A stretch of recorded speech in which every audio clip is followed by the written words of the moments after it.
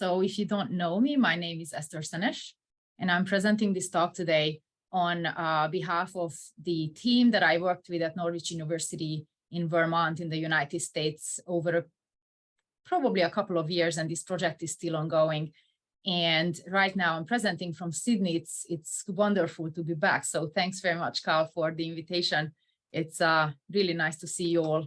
I managed to see some of you in person already, but it's equally nice to see you all online joining in. So today I'll talk about disinformation used as a weapon, and I'm gonna try to show how we can use LCT, especially the concepts of clusters and constellations, to unpack the anatomy of information warfare. Before I start, I also want to tell you that today in Australia, today has been declared the National Day of Mourning for the passing of Queen Elizabeth II, but we didn't cancel this roundtable. And in fact, you know, I had the question in my head, mourning for who?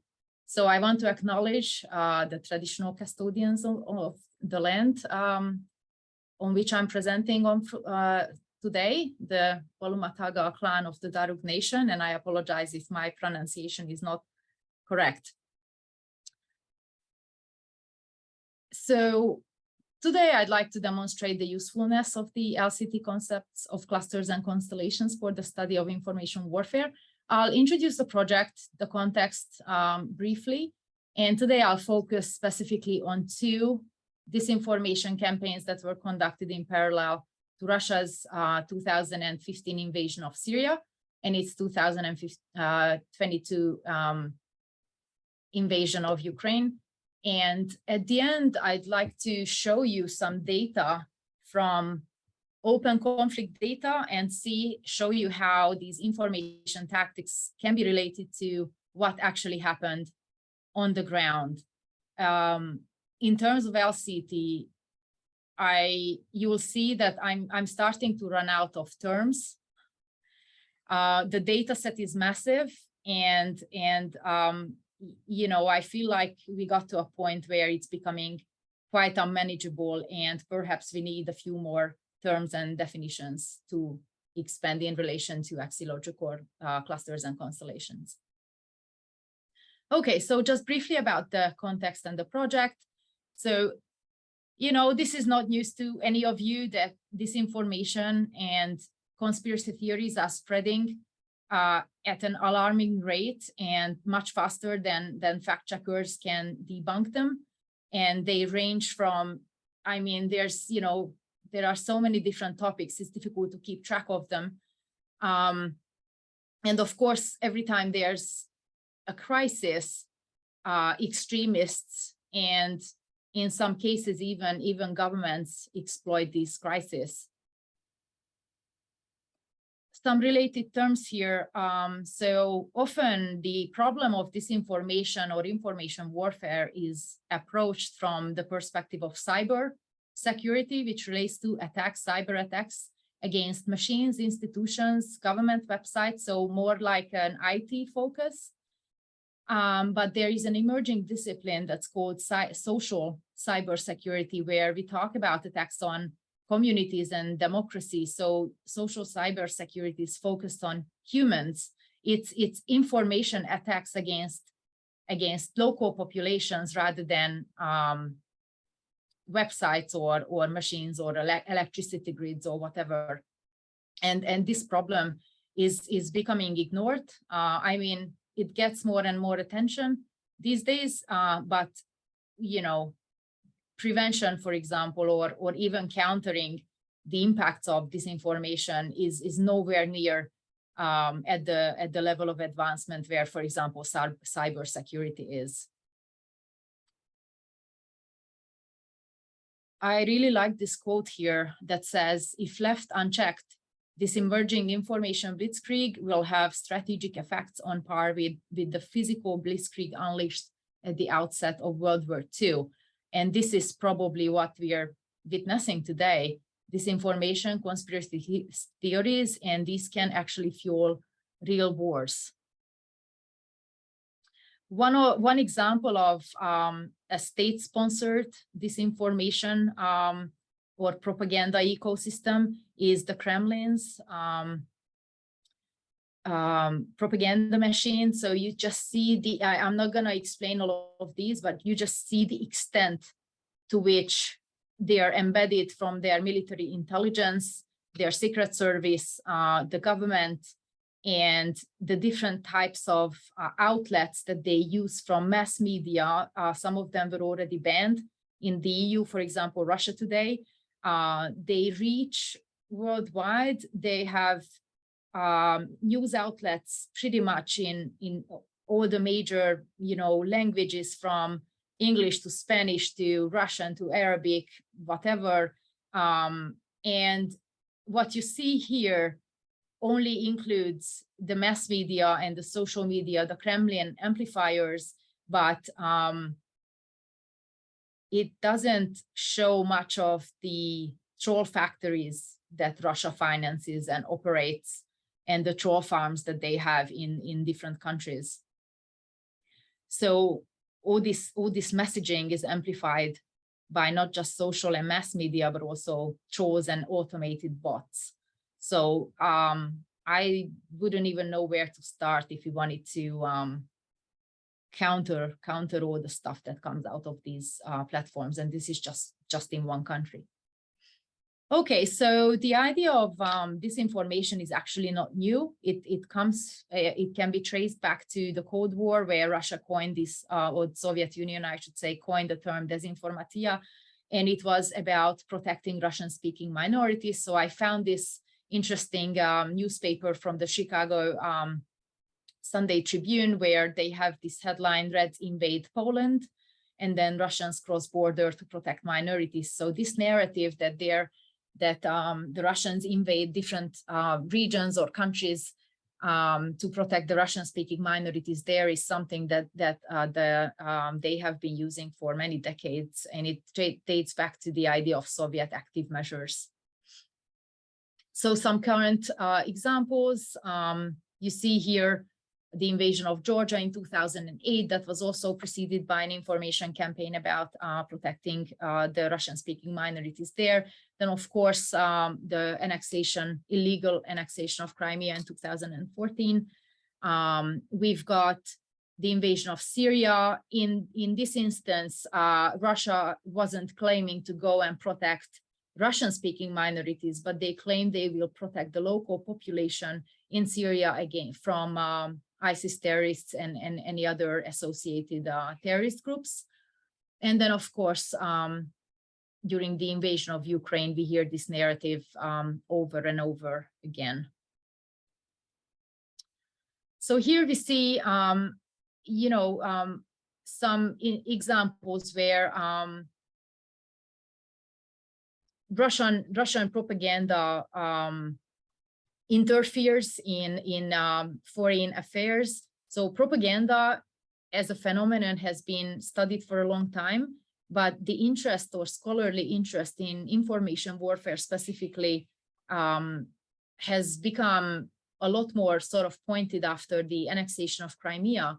And then it surged after the 2016 presidential election, where Russia has been, it's proven now that they did interfere, as you can see here in this Mueller report that documented this interference very clearly.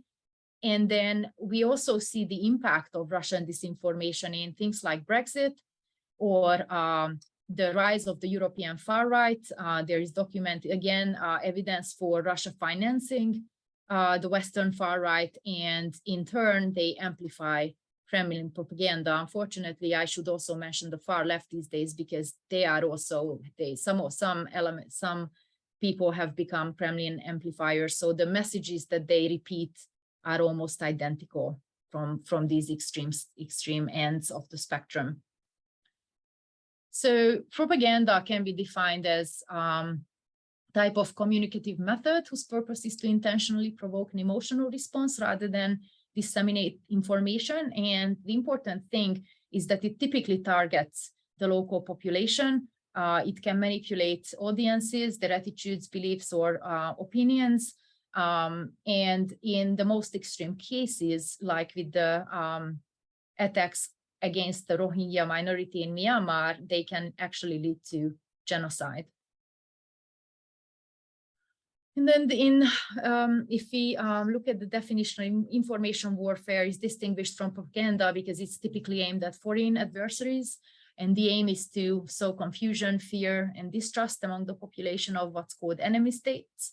It refers to the use of information as a weapon, and it's typically the use of information to achieve some kind of competitive advantage in both offensive and defensive operations in a military context. So this takes us to the research problem. So most of the research on disinformation and information warfare is based on either basic content analysis or big data computational approaches. One of the most well-known frameworks is by the Atlantic Council. They call it the 4D framework, where they identify information tactics that typically dismiss the critic, distort the facts, distract from the main issue, and dismay the audience. In this framework, the focus is exclusively on negative information tactics. But in our research, we actually found that Russia does not only rely on negative disinformation, but also positive narratives. And I'm going to show you some examples a bit later on. So just a couple of words about the study. This is a joint project between the Peace and War Center and the Norwich University Applied Research Institute, conducted by several colleagues. It's the Peace and War Center Information Warfare Working Group.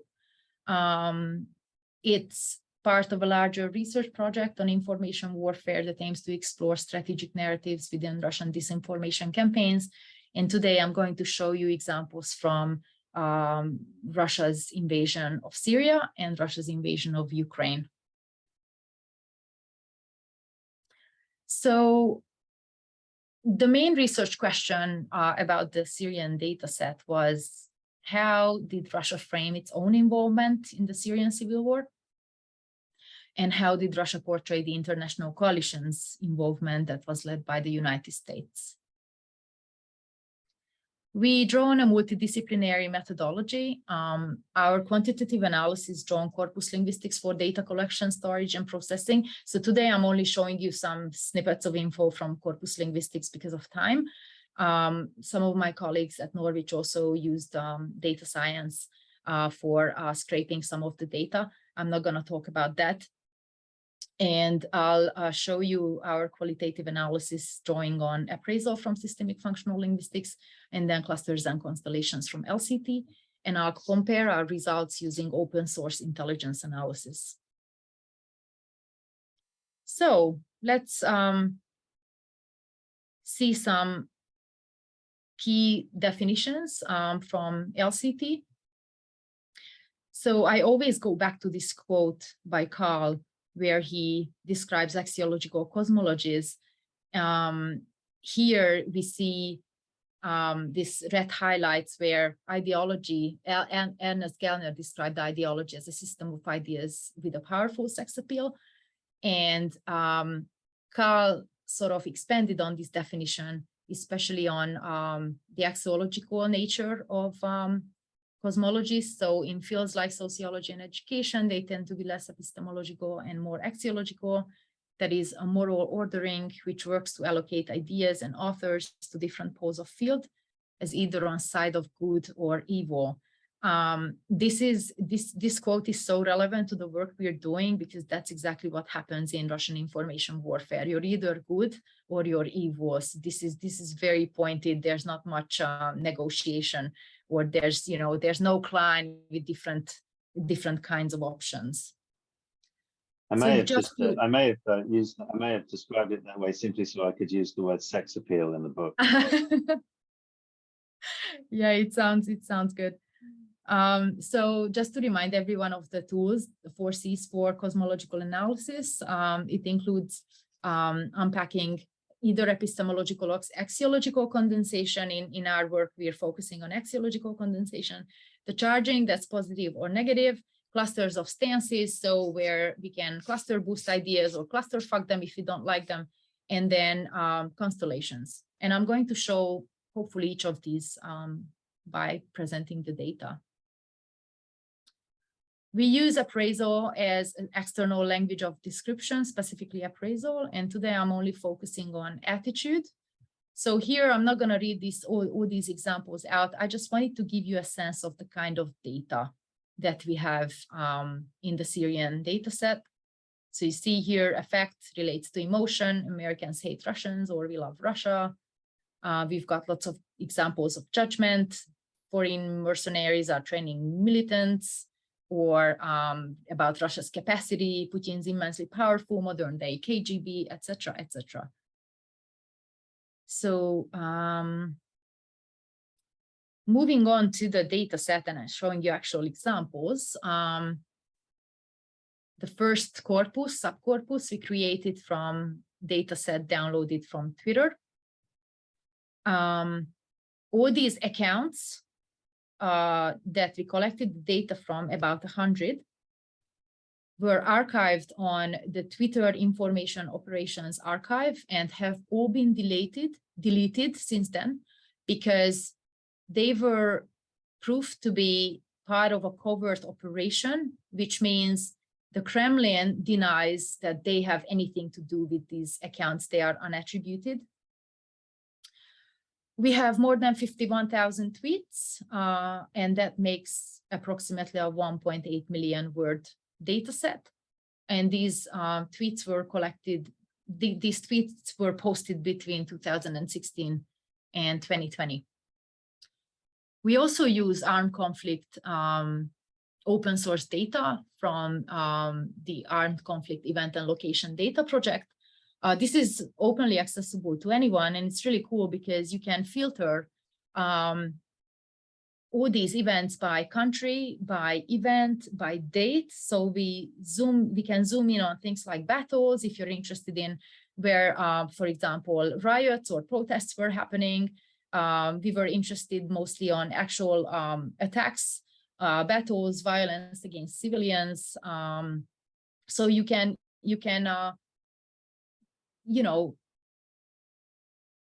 get a lot of data on what actually happens on the ground. And then we compare this data to the actual information space. So because the data is so large, we first processed it using corpus linguistic software. The software we use is called Sketch Engine. And typically the first step is to do a word frequency analysis. And this helps to narrow down the data set to different semantic categories of interest. So not surprisingly, the main categories we identified were related to the Syrian civil war, US-Syria allied forces, to terrorism and ISIS that Russia claimed to fight in Syria. So that's one of their major claims. They don't call it an invasion, they call it an intervention in Syria so that they can fight terrorism, international terrorism. We have categories of Russian defense forces, references to refugees, and Russian humanitarian action. So the top 10 words in the corpus, you see them relate to, for example, you see people, one of the most frequent ones. This semantically relates to civilians, which is number 10. Then we've got references to the US. Then we've got references to Russia and Russians. And then we have another group, militants and terrorists. So based on the keyword analysis, we did some searching for these different terms.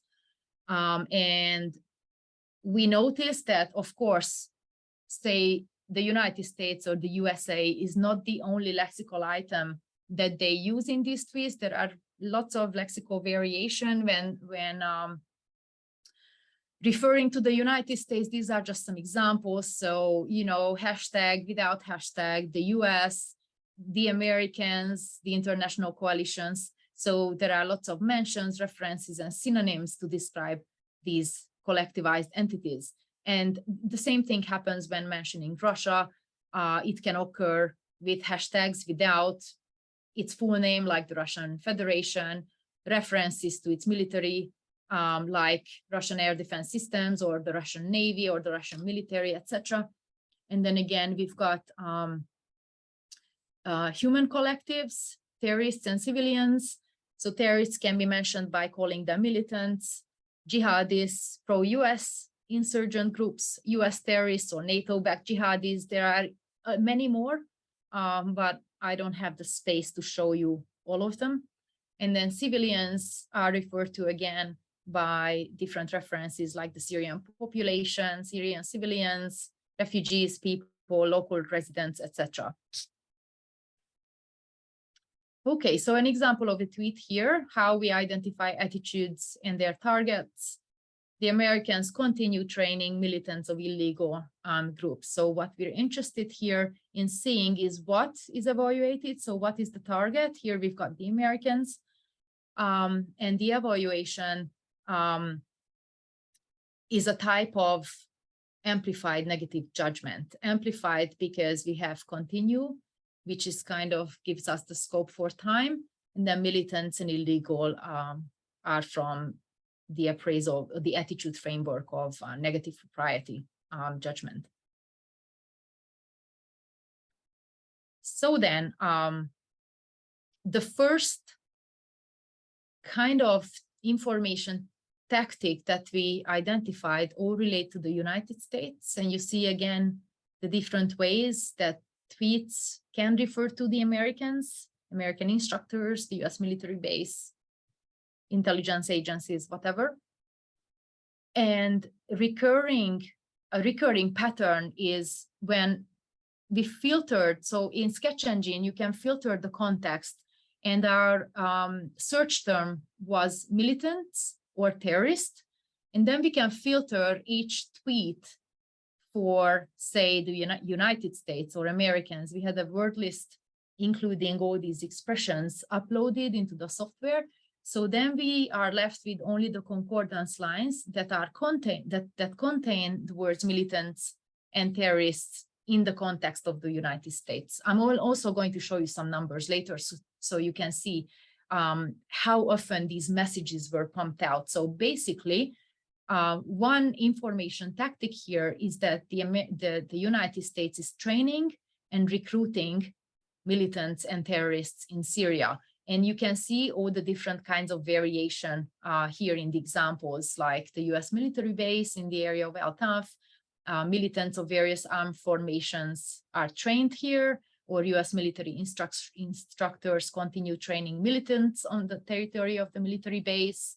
American instructors train terrorist groups from the new Syrian army, etc., etc. So pretty much the same recurring linguistic patterns can be observed here, that they cluster into these information tactics. We noticed an interesting thing that I wanted to highlight here is that the verbs that we see in these tweets are variations of train and recruit in almost all instances.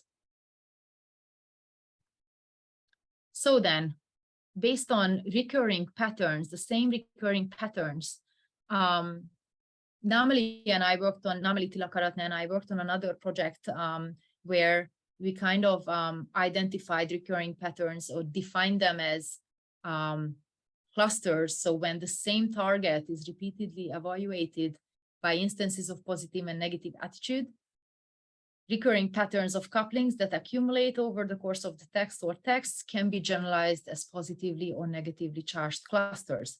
So here we have different mentions of the United States, and this target is evaluated repeatedly by the linguistic resource of negative judgment and mostly propriety.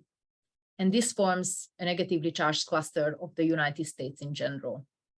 So then in the next set of these tweets where the target is still the United States, but here we searched for civilians and all the other lexical realizations like the local population or women, children, people, whatever.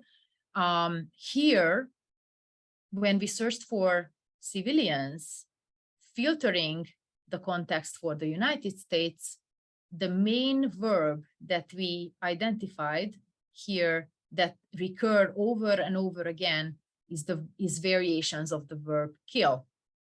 This inscribes negative propriety from the system of judgment, subsystem of judgment in appraisal again. So you see tweets like the US killed dozens of thousands of civilians, USA killed hundreds civilians, killed more than 300 civilians, etc. So this pattern is recurring, and references to the United States include things like US airstrikes, US bombings, the US in Syria. And what's interesting, and I highlighted on the slide here, is in bold italics, they count. So most of the tweets here also amplify the killing by adding the numbers. So this is another type of resource from grading. Grading forces amount, and it helps amplify the idea or this strategic message that the US is killing civilians in Syria. Again, later on, I'm going to show you the numbers, how many times this same message is pushed out, just using different lexical variation here. The resource of evaluation is always the same. Again, negative propriety, what's highlighted in blue. We wanted to see if this pattern is representative. So we went back to Sketch Engine and processed the data again. And we wanted to see what kill collocates with and how many times it occurs. And you can see here that indeed it collocates most with civilian and people when the context is the United States. It's going to be different for Russia. It's very interesting. So I mentioned earlier that when we look at the Atlantic Council's 4D framework, they focus on negative information tactics almost exclusively. But here, I'm showing you instances where they actually evaluate their own involvement positively. So here, again, we've got variations for how they refer to, how the tweets refer to Russia. We've got the Russian Air Force, Russian Aerospace Forces, Russian air defense systems, etc. And the main verb that occurs together when we filter these tweets for, when we search for militants and terrorists, this keyword is destroyed and killed. We've got a couple of examples of eliminated, shut down, etc. So, for example, the Russian military claims that they destroyed military police ISIL headquarters, or that the aerospace forces killed dozens of militants. They successfully destroyed enemy's drones, etc., etc. The main resource from the system of attitude is positive capacity. So all these tweets, they sort of serve to amplify or serve to construct Russia as some kind of military superpower. And they are the ones that kill or eliminate the terrorists and ISIS, in contrast to the United States, who recruit and train terrorists. Esther, just one question, please. I'm sorry if I am saying your name wrong, but Esther? Yeah, Okay, Esther. thank you. Okay, Esther. Very interesting, but I am thinking about, regarding the appraisal system, if it would be worth it to explore in terms of inscribe and flag attitude. For example, I'm seeing here that you have very interesting resource regarding the capacity, but I don't think it's quite black and white. I think that it will be really interesting to see what's going on somewhere closer to the middle. I'm not sure if I'm making myself clear. For example, when you are saying here that is a positively charge capacity is not the same when you say destroy, kill, and repair. I mean, it's just to give further delicacy to your analysis. I am not sure if it's possible with the huge corporate that you have, but I think it will. Yeah, because I don't think that is like very. I mean, I think that it will be just. Well, this is just something that my professor always says, that always look for the contradiction, what's going on in the middle, somewhere where it's a little bit more not so in the extremes. Okay, so you know, we prepare these presentations for not just the strictly SFL audience, and my data analysis is more detailed than this. We also look at resources of graduation. So of course, there's a difference between kill and destroy. So destroy already infuses grading of force, right? So there's intensification going there, but I didn't want to go into too much detail about appraisal because, you know, we're using it as an external language of description, and we use it mostly to identify positive and negative charging. So for if people in LCT want to use this as a model for analyzing data, I wouldn't want to overwhelm anybody by, you know, focusing too much on this kind of analysis. I will show you later on when I get back to the 4 C's, what really matters in terms of identifying data and how to code them from the perspective of LCT. Thank you, Eszter. Does that make sense? Yeah, it does. Okay, moving on. So again, we wanted to see what words eliminate, for example, collocates with most, and you see here terrorist with hashtag. So when we filter the context for Russia, this is what comes up. So they take pride in being the ones that eliminate the ISIS terrorists and other terrorist groups in Syria. Okay, so this is my final example from this data set here. Again, positive. So the charging of Russia being a humanitarian is entirely positive. They portray themselves as the ones that providing all the humanitarian aid and helping local populations and the civilians. You see, for example, in the first example, Russian soldiers gave humanitarian aid to families. Local residents are grateful for the humanitarian aid provided, or the Russian military provides humanitarian aid, etc., etc. So this is another common information tactic that Russia likes to use. We saw instances in other military interventions when they portray themselves as humanitarians. And the resource, the key linguistic resource here, again, is positive propriety. So this is the right thing to do. This is the ethical thing to do to help refugees, to help the local population and defend them from the terrorists as well. So when we ran the concordance search for searching for humanitarian, it collocates mostly with aid, and it is Russia that provides this aid or assistance or convoy, humanitarian action, etc. And we had a small number of tweets where they actually blamed the United States for blocking humanitarian corridors and convoys, but I didn't really have time to go into it today. So if I want to sum up the key information tactics in this disinformation campaign on Syria, on the Syrian civil war, we call the pattern where the US recruits militants or terrorists or trains them, and its evaluation is always negative propriety.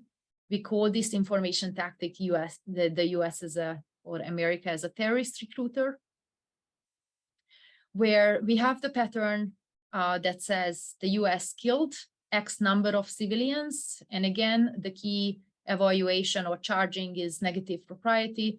We call this tactic America the civilian killer, where we have the recurring linguistic pattern where Russia destroyed or killed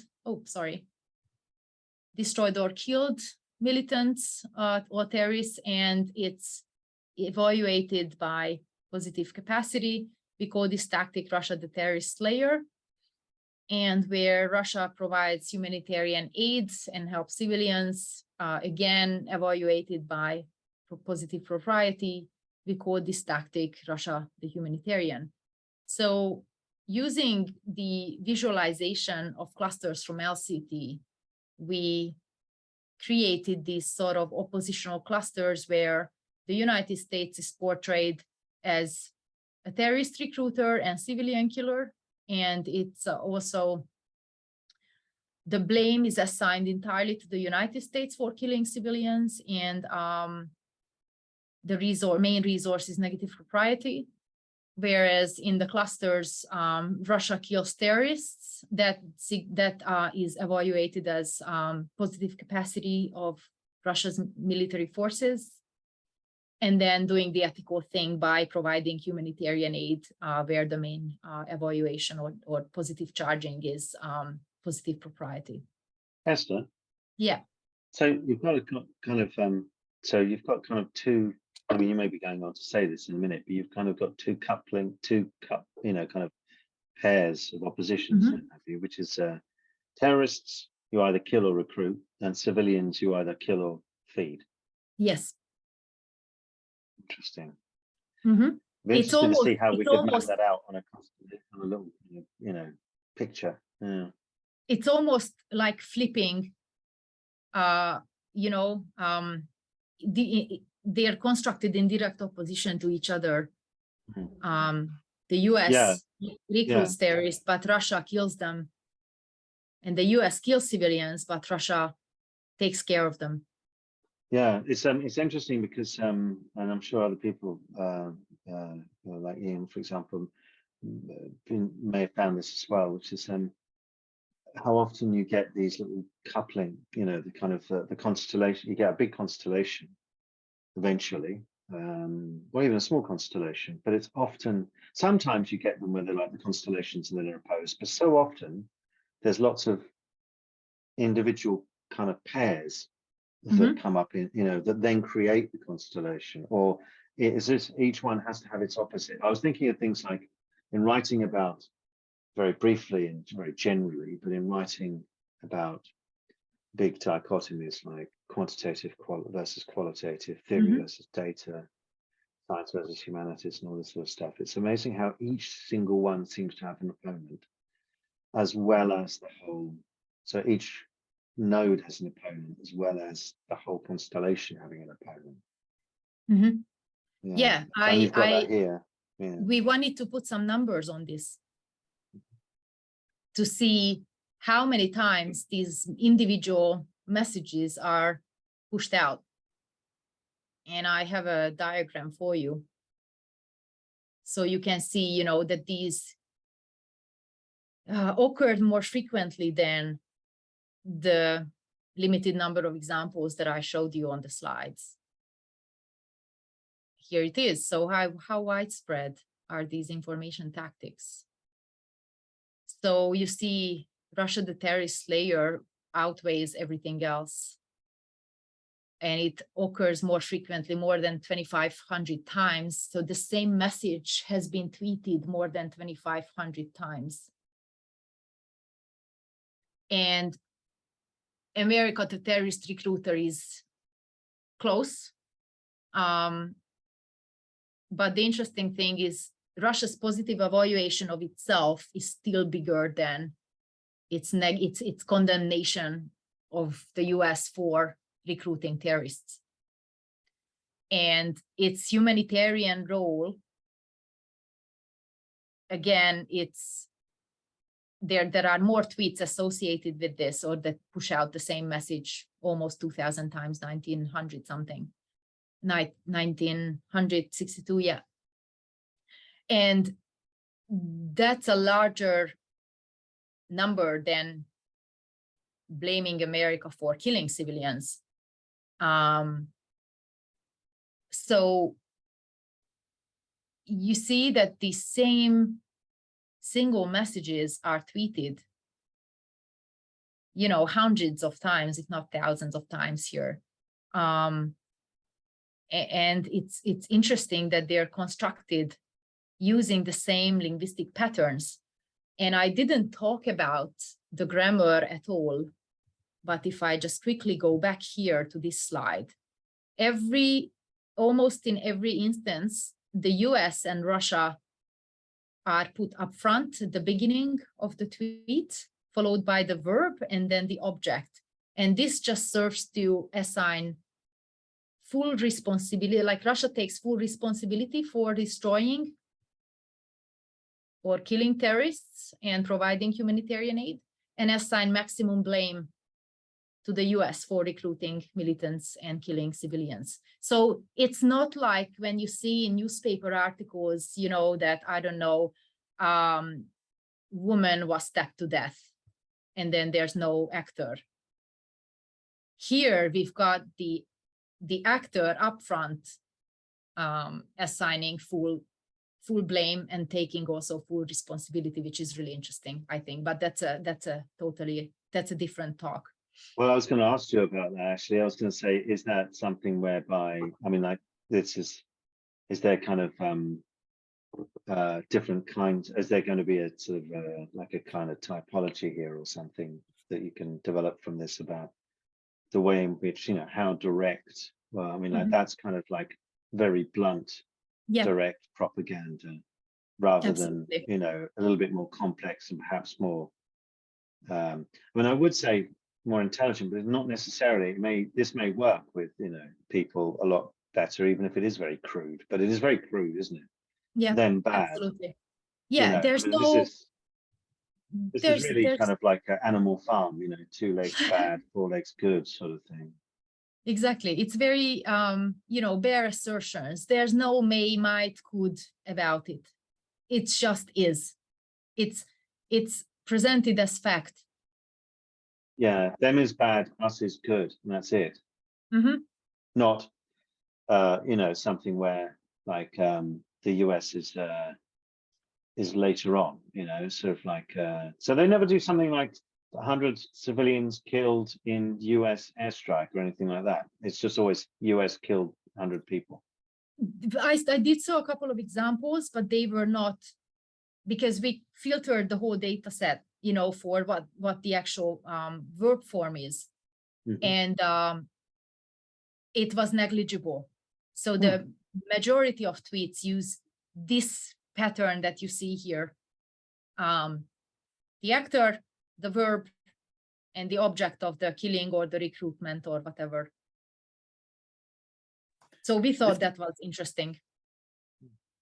If the pattern's also so regular, I mean, it's something that could potentially be automatically generated, right? So I don't know if you've gone into any kind of speculation as to how much of this is written by a human and how much written by a bot or a troll farm.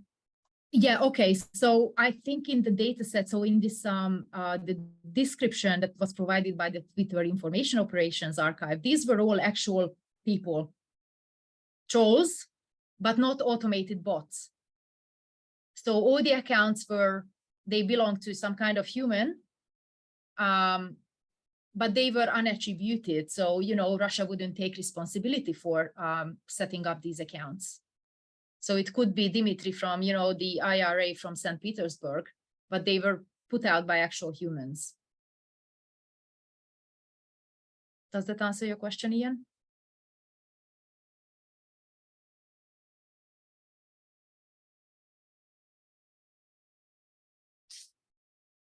Sorry, I've just put the thumbs up. Yes, it does.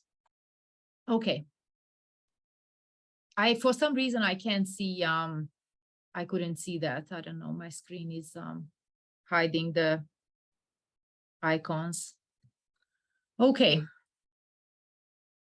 All right, so then we wanted to see what constellation of ideas these 4 information tactics could be part of.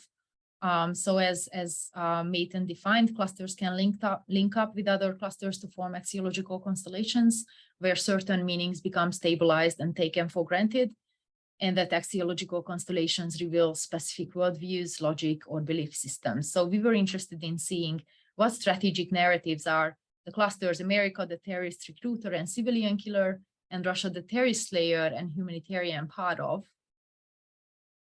So this is a very crude, very basic representation of how these information tactics belong to the well-known declining West narrative. That's also very old, and that the positive representation of Russia is constructing a narrative around being, a superpower and a viable alternative to Western democratic states and the US and the European Union and their allies. So we wanted to compare what happens in the information space to what happens on the ground in actual military operations. So you see here on the top, you see the actual Russian attacks against civilian targets, other targets, and terrorist targets. And then at the bottom, you see where they push out the narrative that Russia is killing terrorists, which is the yellow line at the bottom.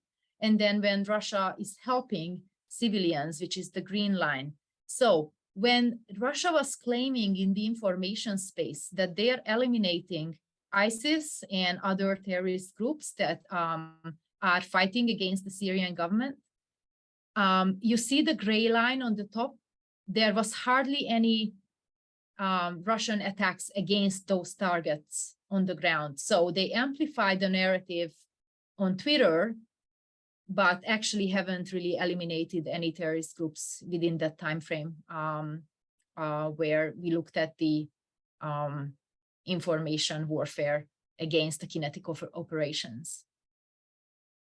And then when they claim to be helping civilians, which is the green line, you see those spikes. These were preceded by actual attacks against civilian targets like hospitals. They bombed the school, hospital, or civilians instead of terrorists. And after those attacks against civilians, they pushed out the narrative that they provided humanitarian aid to kind of downplay what happened on the ground. So it's a kind of manufactured reality that they create in the information space that's in direct opposition to what happened on the ground. And then when we look at the information tactics where they Sorry, Eszter, I just wanted to say something. That's really, Yeah. Because we shouldn't just take that for granted. It's a really interesting thing to be able to compare sort of like events in the, don't want to say real world, because all of this is in the real world, but to be able to compare events on the ground, as it were, with the representation of those events on the online space. That's a really interesting sort of offline and online space, to compare those events to see what might be triggering or what might be happening alongside these things at the same time is quite interesting in terms of like, like propaganda, particularly because it's so targeted. Mm-hmm. I can Absolutely. that's just really interesting.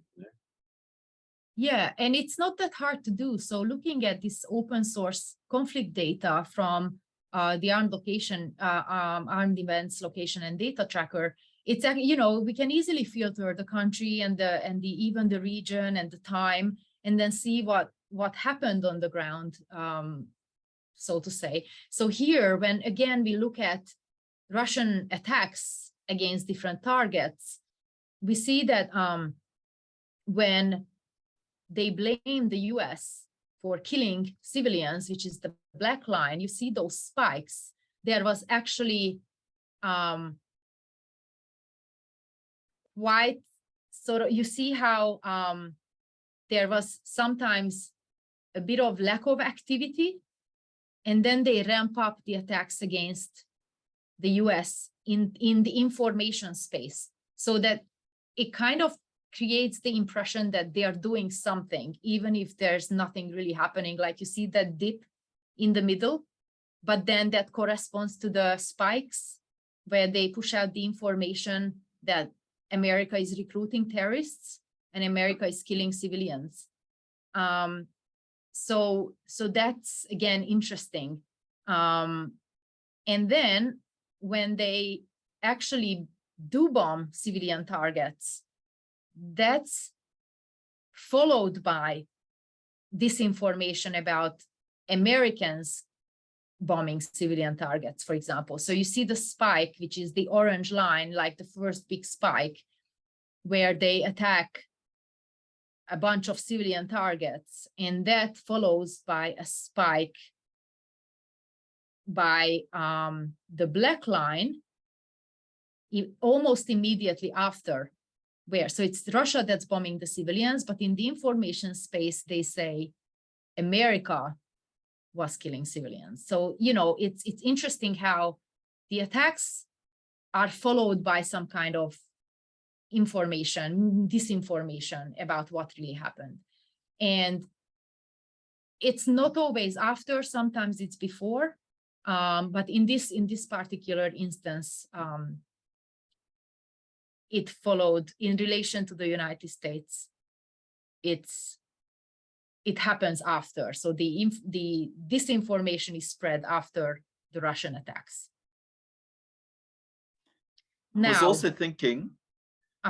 also thinking that this gives you a really nice warrant for calling all of this disinformation, because I mean, somebody could come along and say, you're just being biased against the Russians. What if some of these things that were reported were true events? And there you've got the data to prove that it's not. Mm-hmm. And that's actually what I was going to say next. Thanks, Ian. So if I can butt in, I mean, I don't think we should look at the information as it's either all true or all false. I think it's a mixture, right? So we could definitely, if we could verify, we could definitely verify some of the things that Russians say about killing somebody true, right? I don't mean killing civilians, but maybe killing militants true, right? Mm-hmm. But I think it's kind of mixture of when you put this out, how much of it you put out, right? Sure. How do you balance or counterbalance it with some other kinds of information, right? Absolutely. Yeah. I'm gonna follow up on this point a bit later on. Russian information warfare is not about the, sharing of truth or not, and that is not even the point.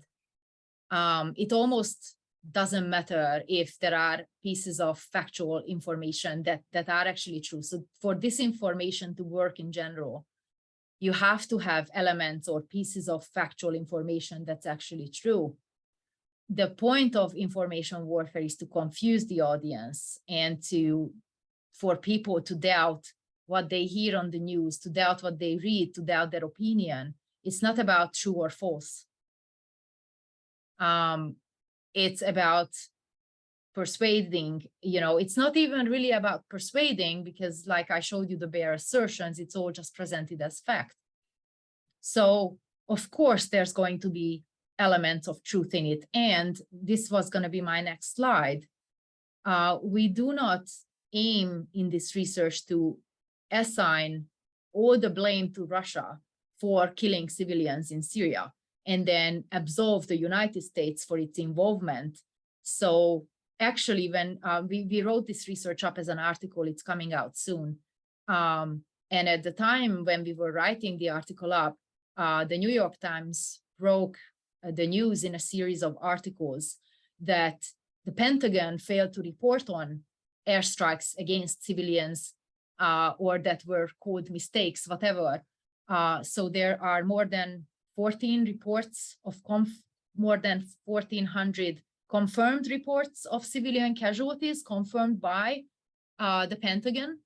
And they also lost about 6,000 American service members So yes, the United States and its allies also had some airstrikes where civilians and a large number of civilians died. But again, we can go back to open source intelligence data. In this case, we looked at Air Wars that tracks each event by location, by numbers, and collects all the reports, whether they're confirmed or unconfirmed. They collect everything, and they found that civilian deaths by Russian armed forces can be put between more than 4,000 to 6,000. And that is not to say, you know, it's even one civilian death is too many. So the point here is not that the United States didn't kill any civilians at all, or that only Russia killed civilians. The point is that in Russian information warfare, and even if you look at the data on air wars, the Pentagon confirms this number that they did bomb places where there were also civilians present, and that 1,400 of them died. That's confirmed. When we look at the data, whether these numbers by Russia are confirmed, the number is 0. So the Kremlin consistently denies any allegation that during this intervention, they killed any number of civilians.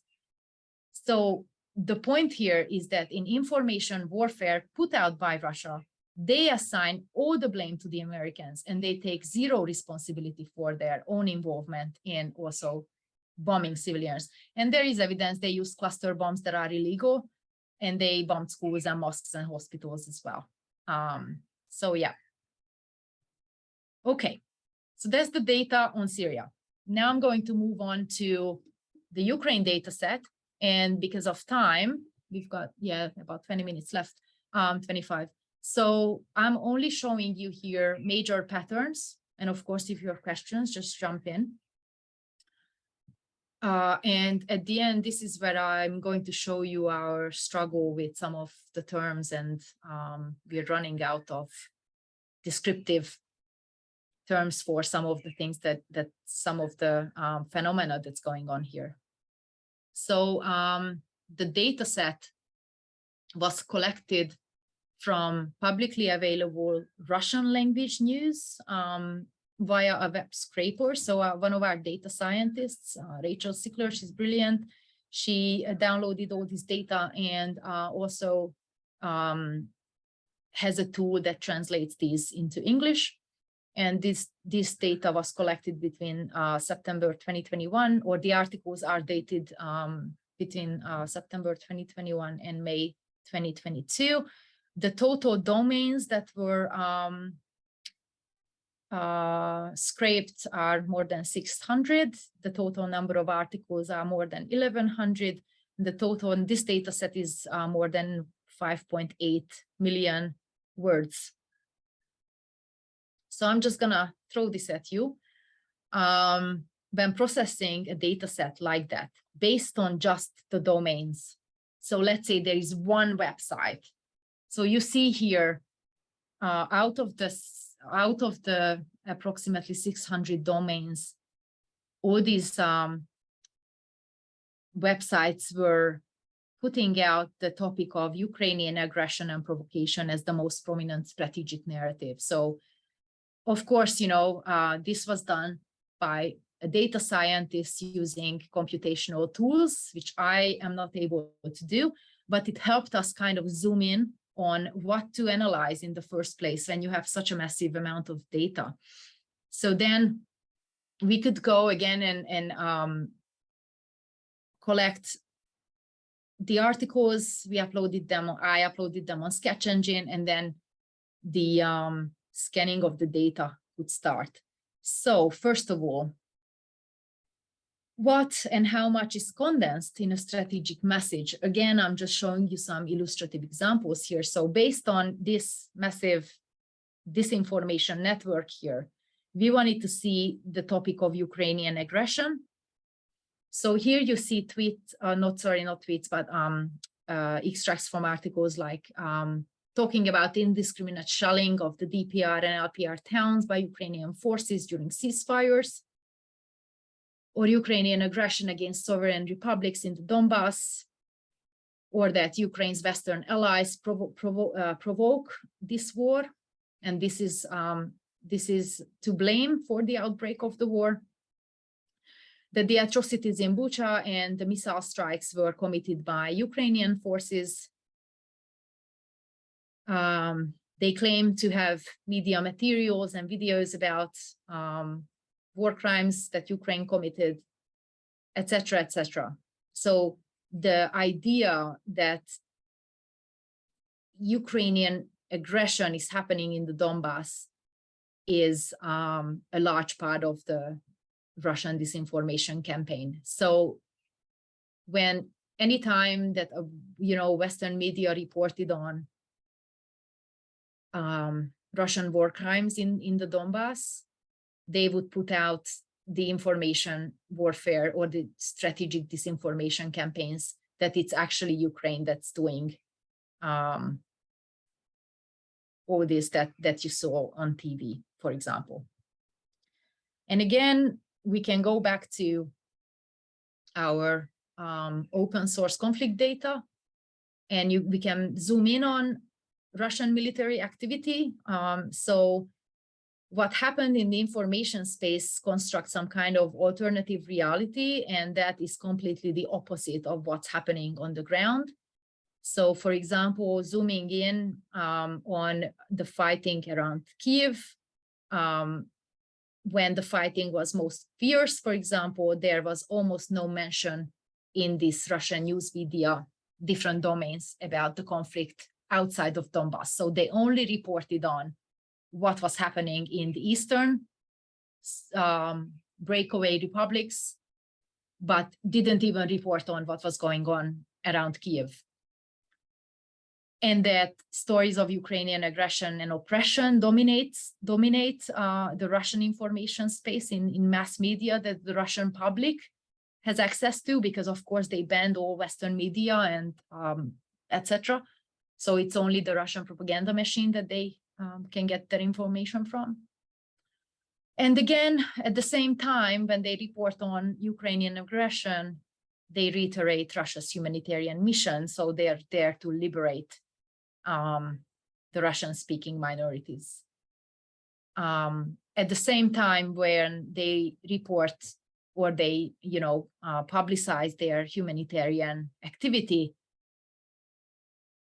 that coincides with attacks on the ground against civilian targets. For example, the bombing of the maternity hospital in Mariupol. And this is similar to what happened in Syria. So they bombed the maternity hospital, and then a few days later, the disinformation campaign is pushed out about Ukrainian aggression and oppression in the Donbass, and at the same time, Russia's humanitarian mission. So here I'm just showing you instances from another very typical disinformation tactic, which is the denazifying of Ukraine. So you see here things like the purpose of the military specialization of Russia in Ukraine is its demilitarization and denazification, as well as the recognition of the Crimea. Or what happened in Donetsk is the agony of the Ukrainian state surrounded by the Nazis. Some of them don't make much sense when, we look at the word order in English, for example, but you get the idea of what they're trying to say. Putin planned to hold demilitarization and denazification of Ukraine to bring the court of all military criminals responsible for the bloody crimes against civilians in the Donbass, for example. So the idea of Ukraine being led by a Nazi government and the Ukrainian military are all Nazis is something that, we heard over and over again. So searching for Nazi and all the lexical variations. So you see the asterisk there, it refers to characters. So then in the search all mentions of Nazi, denazifying, plural, singular, every form of the word that includes Nazi will come up. So you see more than 1,000 hits, and you see the distribution of this across the data set. Though this was this was another very prominent narrative that was pushed out by Russian mass media. Okay, so because of time, as I said, I'm showing you major patterns. These tactics go back to portraying Ukraine as a failed state. So, you know, one narrative is about how the Euromaidan in 2014, when Ukraine got rid of the Russian backed government that was, for example, backed by the United States. They talk about the US coup. What they call a special military operation in Ukraine and that the fact that Ukrainians are actually defending themselves. It's America's proxy war. They talk about corruption. And again, this goes back to the idea of whether things are true or false. So they use elements of truth. Yes, we know that Ukraine has a huge problem with corruption. The point here is exaggerating factual information so that it kind of fits into this idea that Ukraine is a failed state, that there is genocide happening in the Donbass. They also exploit so the idea of denazifying Ukraine is related to this idea that Azov is US sponsored, and they managed to confuse or merge the Azov regiment, which is integral part of the the Ukraine military forces, with the Azov battalion, which is a far-right white supremacist neo-Nazi paramilitary organization. So Russia put out this narrative that part of the Ukraine military is a regiment of neo-Nazis, but there are two formations, and they just unfortunately have the same name, Azov, but one is Azov battalion, that's the neo-Nazi paramilitary group that's not that exists, but is not part of the military, and then there's the Azov regiment. So, you know, if people don't read about it, they can just conflate the neo-Nazi paramilitary group with the Ukrainian military. So that was one prominent piece of disinformation that was propagated. And then, of course, that NATO is training neo-Nazis, again, going back to the same thing. This relates to, of course, to a wider narrative around the declining West. So you see here this one cluster, Ukraine coup. This was related to Ukraine as a failed state. So this is another sort of mini constellation or whatever, I don't know what to call it. And it includes things like EU sanctions, American propaganda that, you know, it's not a war. There's no war going on in Ukraine. That's just American propaganda. NATO is a terrorist organization, that Russia is being encircled by NATO, which is funny given how huge it is, and that is, you know, bordered by a sea all north, that the West is immoral and it's full of Russophobia, etc., etc. So these are the major clusters in this particular narrative.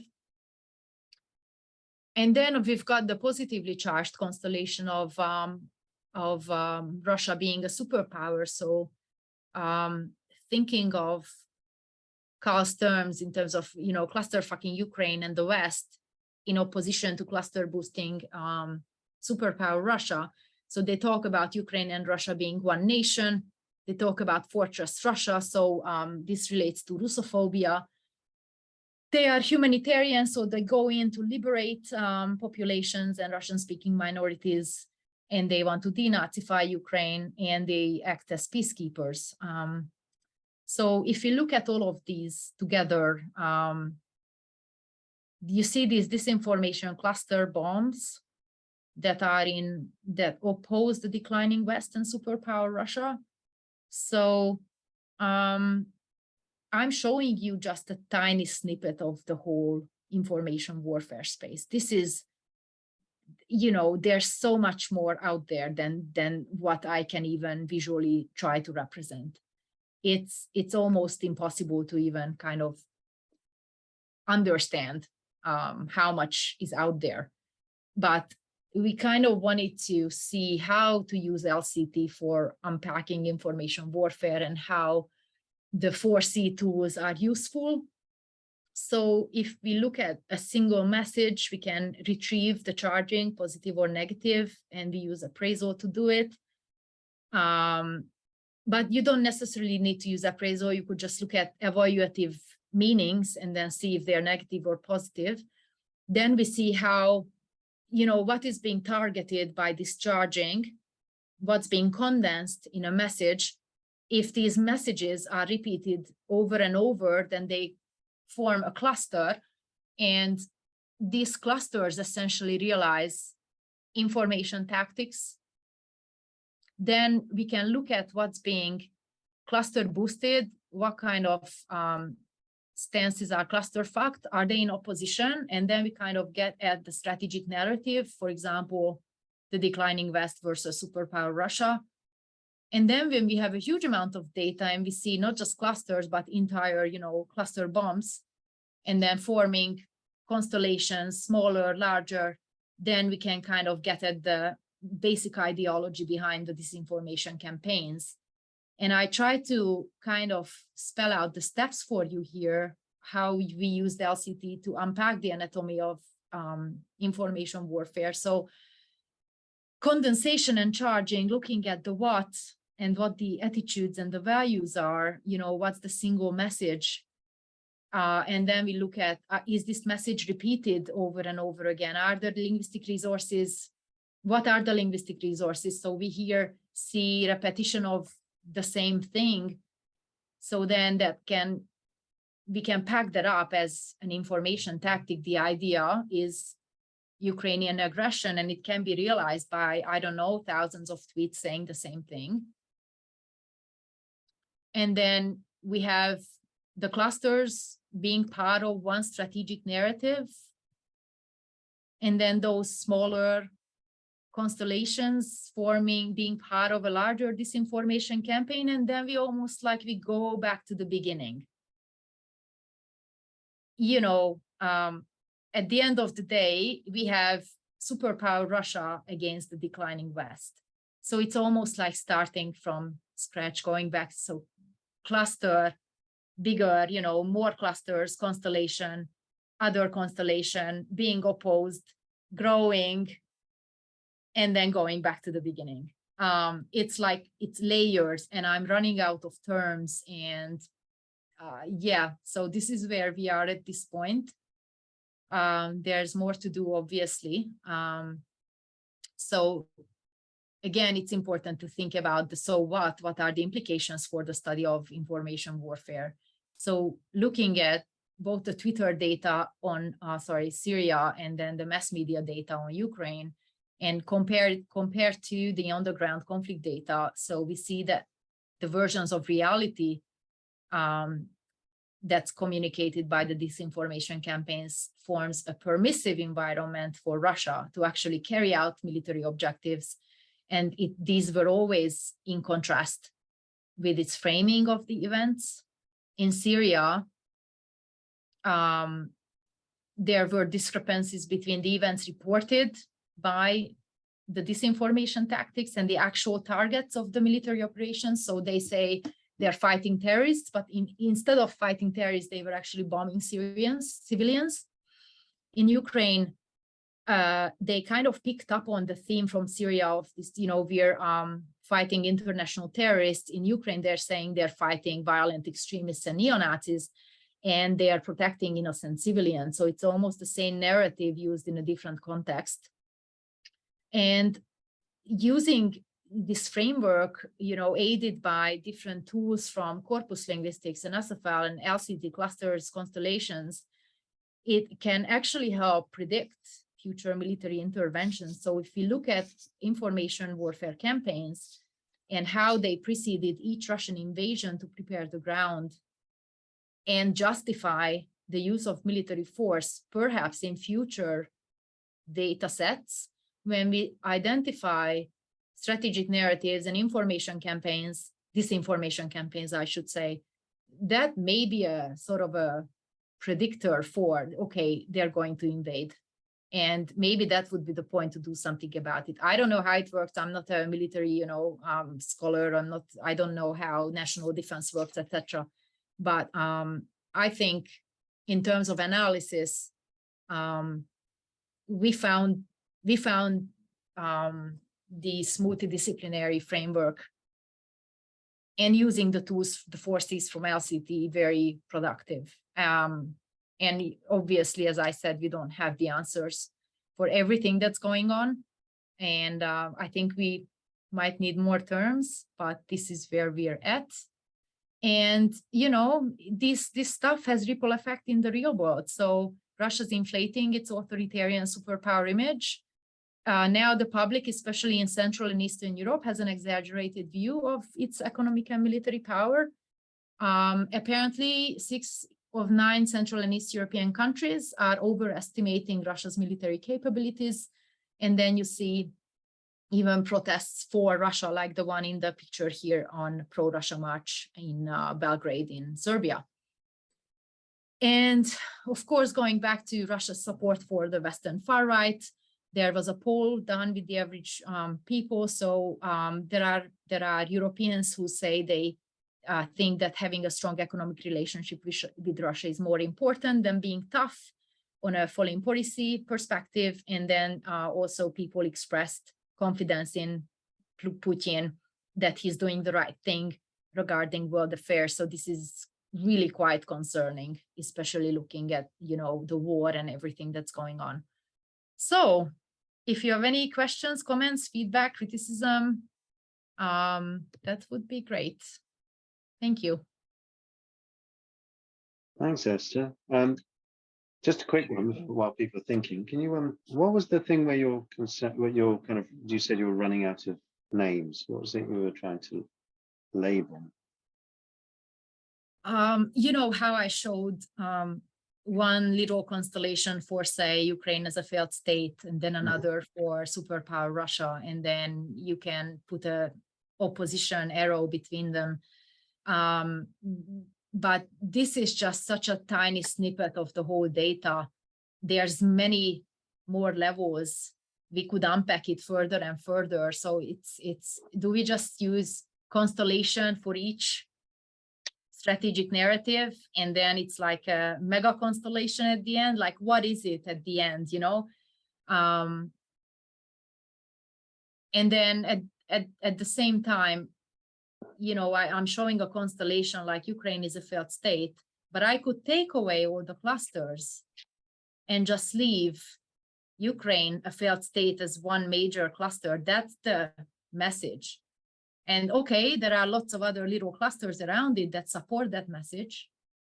Mm-hmm. But I got from the constellation, going back to the to like one cluster. So it's almost like going around in circles. Mm. Well, I mean, clusters are just simply small, like they're like mini version of a constellation, really. Mm-hmm. That's all, just in the, like a part of a constellation. But normally not something that would be independent of the constellation of which it's a part. If that makes any sense. But yeah, if there are bigger and bigger ones, then we'll just have to look at those and think of names. Because yeah, but I'm sure that's the fun part. Anna Vera, yes, people, please just jump in. Hi, Eszter. Thank you so much. This is so interesting. I'm wondering, are you actually looking for something kind of like stratification, like what we have in SFL? You have different strata levels that you can look at. Is that what you're looking for when you're talking about different names, or what do you? No, I don't think so. I don't think so, because stratification, you've got grammar and then the discourse semantics, and then you get up to genre and culture. I don't think, the texts here enable that, especially if you look at Twitter data. They are too small Right. to talk about things Well, like no, I understand that, but I think not in the data, but in the theory. So you're looking for different levels of sizes or something like that. But yeah, I don't have any ideas. Definitely looking for different levels, but I have no idea what to call them. Well, I mean, like the thing is that because those names, like LCT names, are never linked to a particular level or size of any kind. So it's like whatever you're doing at that moment, a cluster is part of this constellation I'm studying, then that can be completely shrunk down into a single node at some point, and then that becomes part of a cluster, which becomes part of a constellation, which can then be sunk down into a single node, which becomes, so you can just keep, I mean, like, or you can take the node, unpack it, and find a constellation inside. There you go. It's it just goes in every direction. So we're just using whatever, we don't lock it onto a particular level. You know? So, but yeah. Oh, Andrea, do you want to say that? Okay, I'll try my best. No, thank you very much, Esther. I'm working actually on a similar project, but I'm also working with SFL. I'm working also with appraisal and LCT. But in my case, I'm researching how the general public reacts to feminist protests in Mexico, because there's also a huge controversy here. And I was actually brainstorming with my colleagues to see how we can apply corpus linguistics to what we are trying to do. And thank you very much for the tools and your generosity and your energy and your time. So thank you. I hope you publish this, because I mean, I have also other colleagues that are interested in tweet analysis. It's like it's fun, it's dynamic, it's happening now. So they will be very interested in reading you. Thank you so much. Thanks. Hopefully we get to write it up at some point. It's just, you know, I think we could write already like 3-4 papers easily from this. So watch this space. Eszter, I've got a question about how the idea for the project came about. I'm, of course, thinking about the well-known sentence that the first casualty when war comes is truth. And so I suppose you selected Syria and Ukraine because of the recency or currency, right? Yeah. I'm wondering whether, I mean, it might be fruitful or worthwhile to compare how information warfare is conducted by various actors, right? And in different conflicts, not just these two, right? And then maybe abstract, like, okay, here are the features of information warfare, right? And how do they differ? How does this country conduct its warfare as opposed to that country, and so on? Yeah, that's a great idea. And, you know, I always feel like we are playing catch up, and that others have done so much in this space already who are not from our field. So there's loads of work already done on China. You know, they also push out loads of disinformation. Iran. So there are, of course, different contexts. And then we look at the Western context with conspiracy theories, or the far right or white supremacist disinformation campaigns. It's like, where do you stop? You know, where do you even start? So it's not possible to look at everything in one project. I look at disinformation campaigns in white supremacist propaganda as well. And I often feel I'm scratching the surface. So there's just, it feels unmanageable, this amount of disinformation that's being pushed out. It feels there's not a single researcher or single research team that can look at it all. But are you finding, even though you're scratching surface, are you finding some similarities with what you found in the recognisable?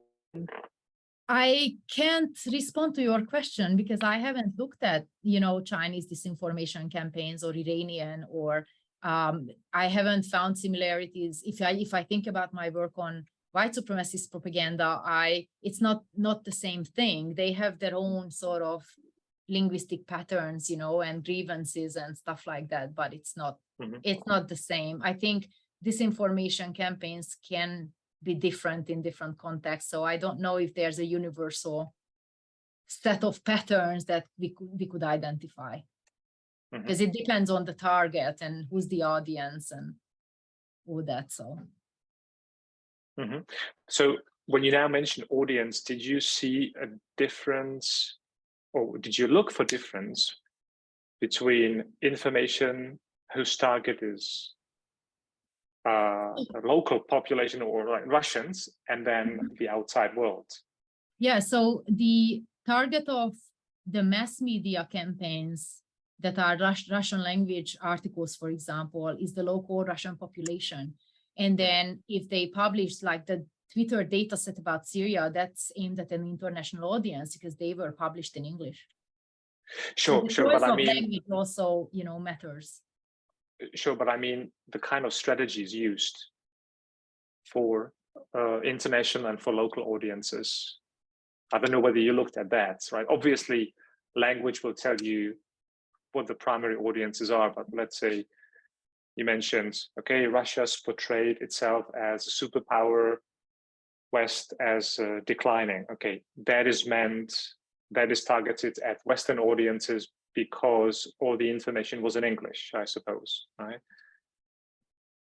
Yeah, so in the Syrian data set, yes. Right, but then, you know, the idea of superpower Russia occurs also in the other data set that's aimed at the local population, so that Russians support the war.